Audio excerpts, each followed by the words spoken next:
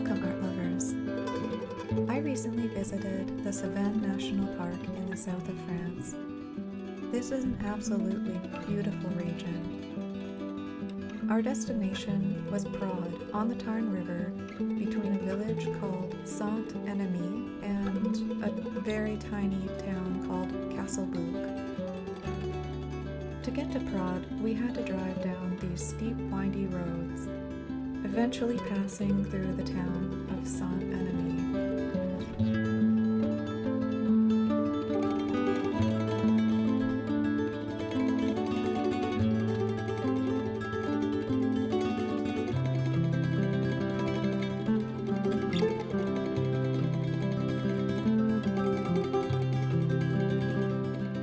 Saint-Enemy was named after a Merovingian princess named Enamina, who was made a saint in the 7th century. Her story is a really messed up story, but apparently she lived in a cave and performed miracles in the area.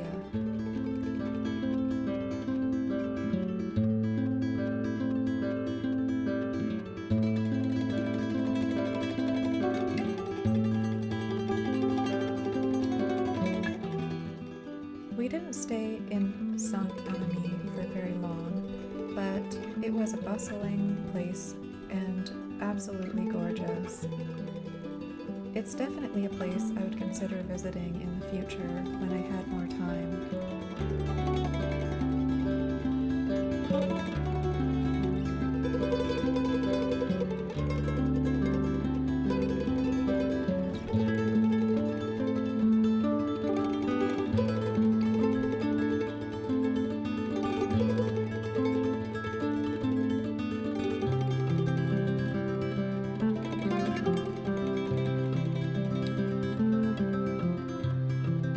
Next was Prades, but before we settle down to see the sights and paint, I'm going to show you Castelbouc, which is just down the road from Prades and across the river. Castelbouc is another village in the commune of Saint-Enemy. Castelbouc is a troglodyte village, meaning it's built into the rock. There are also dinosaur footprints in the cave near the footbridge, although we were not able to see them. One of the highlights of Castelbouc is the Castelbouc Castle. The castle of Castelbouc is built on a spur.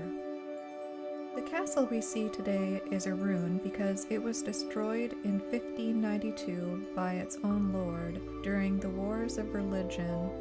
He destroyed it so that it couldn't be used as a stronghold for the Protestants that were invading the area.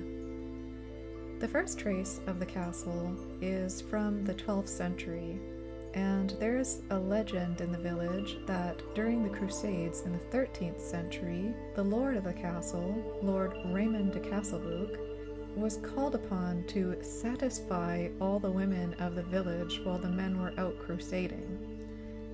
This exertion ended up killing him, and legend has it that his ghost, in the form of a goat, flies over the castle in the evening. I did not stay until evening.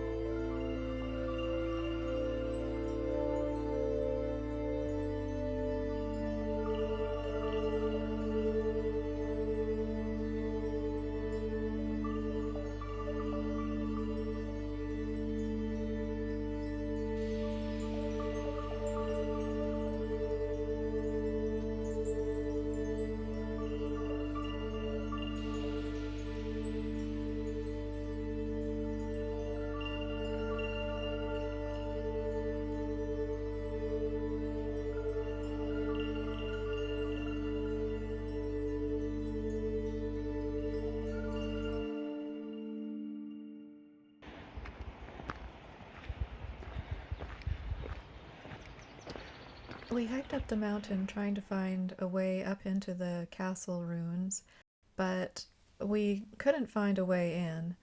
There were people on there, so I knew there was a way up, and I was really hoping that it didn't involve this janky ladder leaning against a cliff, but I suspect that it did.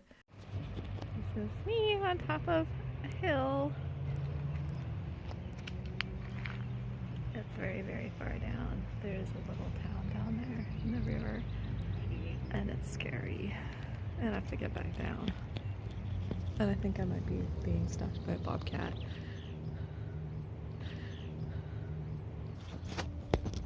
This might be goodbye.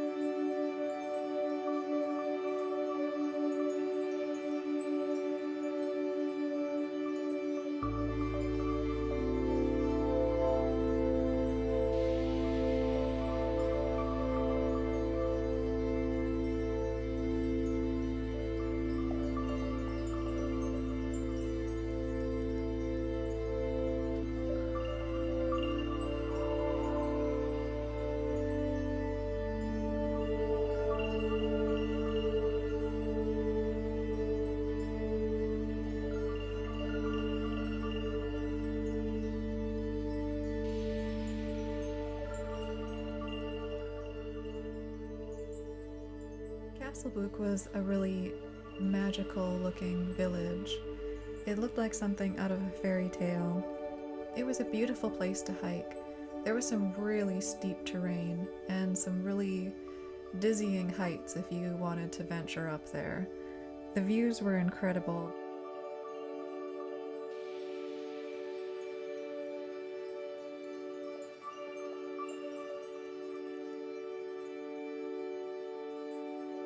Well, back to Prades.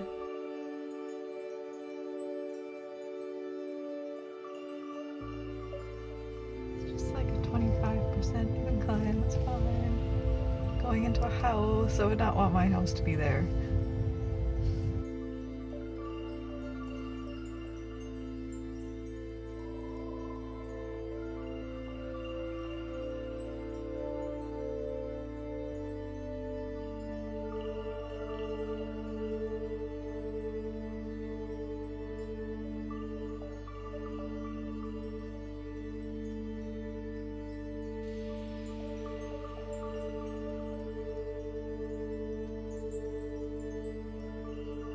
Sight to see in Prades is the Chateau de Prades. It's a medieval castle built around the 12th century. It played a defensive role in the Wars of Religion in 1562 to 1598, and it was abandoned in the 1950s and became privately owned in 1972. Like the Castle of Castelbouc, it is built on a rock outcropping called a spur, and it's amazing that it's still standing. It's so high to actually be there and look up at it, and yeah, it's kind of staggering to think how much effort went into building this. You can't go inside the castle, but there were some ruins on the exterior of the castle which we were able to access, so I couldn't help but go inside and explore them.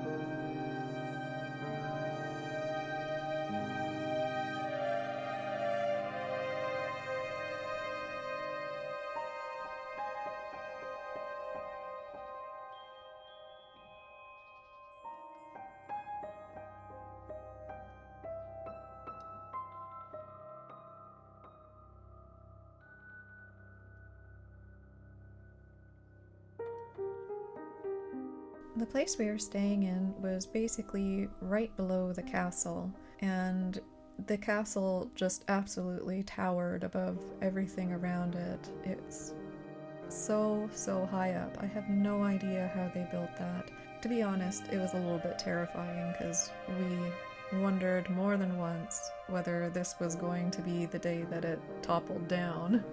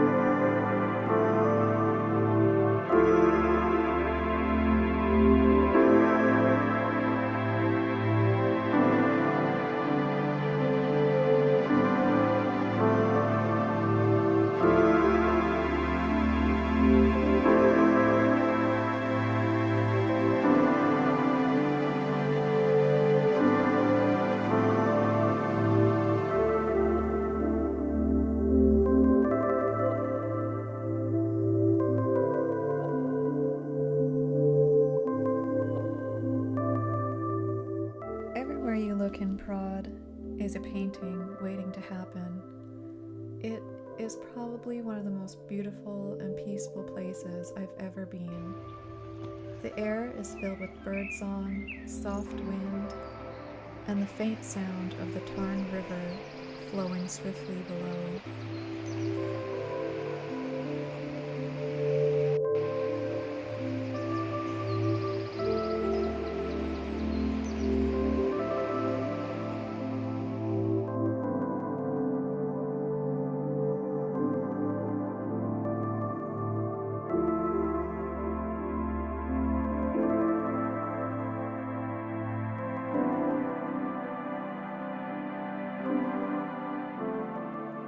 Everywhere you look in Prades, there's a rune.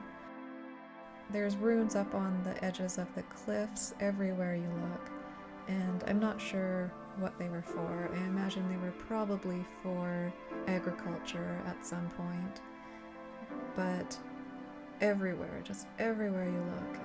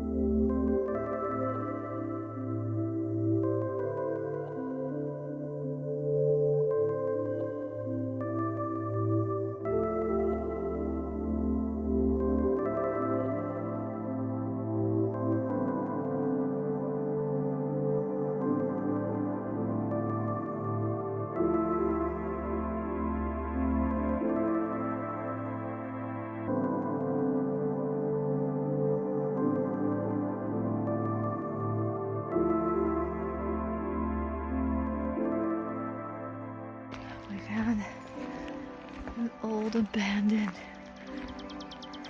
house.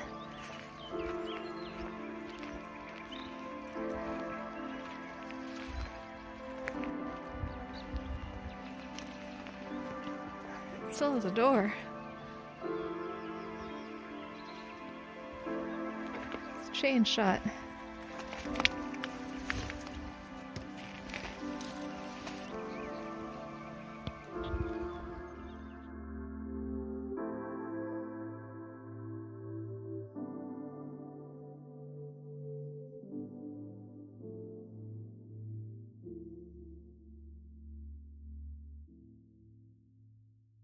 This scene struck me as soon as we pulled into Prades. There was just something about it. I love the stone roofs and the view in the background with all the different blues and greens. It just stuck with me, so this is the scene that I decided to paint. Let's take a look at the scenery. There's a lot of cute little stone houses on the edge of a cliff. Oh yeah, the church bell still rings all the time. I think it must be 6 o'clock. Yeah, there's so much around here to paint that it is really hard to pick one thing, but this is the first thing I saw when I came here, and I kind of fell in love with this. This is my studio. I've come a long way from home, so I'm gonna try using, I don't know, watercolor, tempera. I just picked this up. Packing the oil around was just a bit too much for this trip. This part of the video may sound a bit strange because I had to use AI software to remove the wind sound from the vocals. The wind was whistling through this canyon and it picks up very badly on the recording. I don't work in watercolor, so this is kind of an adventure. I'm really anticipating a giant disaster, but I'm also kind of excited. And what better way than to go to a foreign country on the side of a cliff and just get started? I'm not getting super far with my drawing, but you gotta check out these roofs. Like, they're just fascinating. I find it really interesting the way these houses are built. They are obviously been here for a long time. And particularly the chateau. Like, it's just mind-boggling. This cliff is actually coming outward, and they managed to build this like the 11 or 1200s. Like, it's just amazing. And they're still here. This is where I'm gonna stop my drawing. I'm getting impatient. I don't work in watercolor. I've worked in it a couple times, so water media artists are probably thinking, what the hell are you doing? And I don't really know what I'm doing, but I'm excited to see what happens. I'm excited to see what I can do with water out in the open.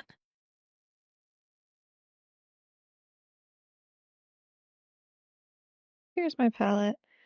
Basically, at this point, I'm begging the paper to take my offerings. So my plan is to go in with some of this distant color and try to hit some of these bright greens. Now, one of the things that's very different from working in water than working in oil is going from dark to light. So in oil, you tend to start with the darker colors and work your way up. And I tend to scratch and remove things, whereas watercolor tends to be a bit more unforgiving, I think. But who knows? Maybe it is. So we'll see.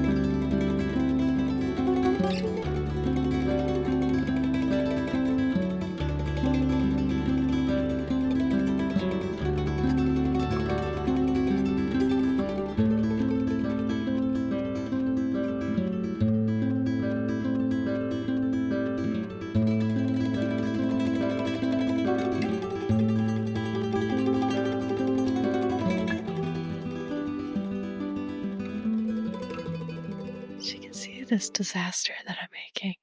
But I just want to point out one fascinating thing is all of the chimneys have this little thing on them and they tend to put a rock on top. It's almost like I've conquered the rocks.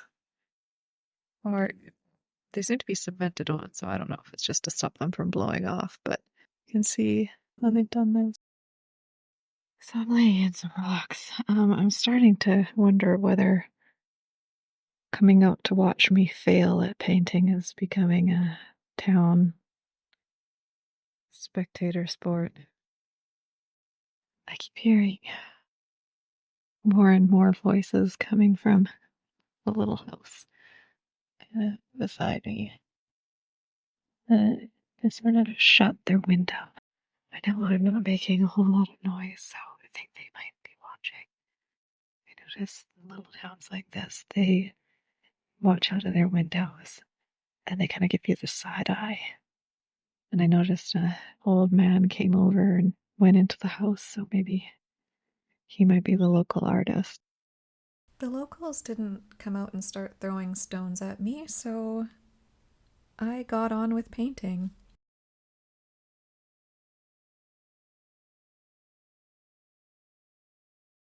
I have to confess, working in gouache was difficult, but it sure has some great qualities. It was so easy to travel with. It's light and it dries quickly. There's no toxic fumes. One drawback I had was just working with it. Like, you can't really work back into it like you can with oils. And gouache doesn't have the kind of depth that oil has. But one of the pros is you do have to be more accurate and make better decisions when you're working with a water media. I can see how it can help you become more precise and decisive in your painting process.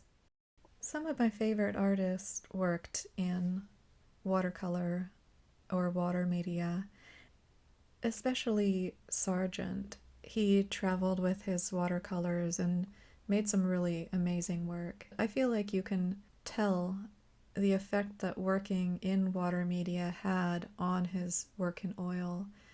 I feel like it helped him to work more decisively.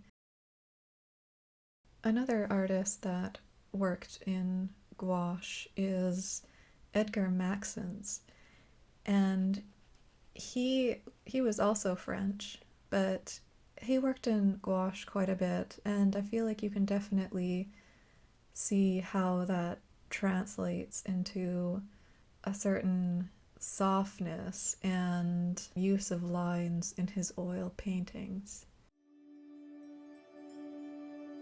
I was so happy that our travels brought us to Prades.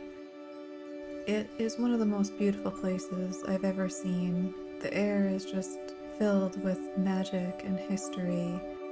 It's visually stunning. I'm definitely going to come back if I can and spend more time painting here.